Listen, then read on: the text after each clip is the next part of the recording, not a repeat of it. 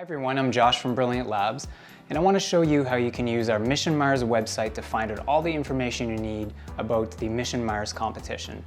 Start by going to brilliantlabs.ca, and at the very top of the screen you'll see a section called Youth and Educators, and underneath here, Innovation Challenges, and finally Mission Mars.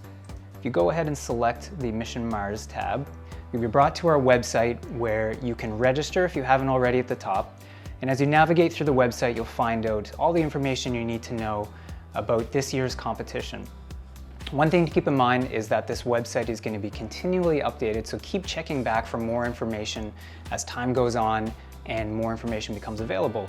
You'll see a list of mission resources, and each one of these are clickable documents that you can go into and find out specifics about that mission.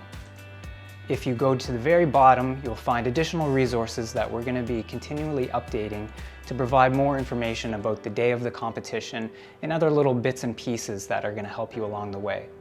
Finally, for more B-Board specific information, you can click B-Board at the top and About B-Board, and you'll be brought to our B-Board website where there is a host of information on everything from coding to the anatomy of the B-Board.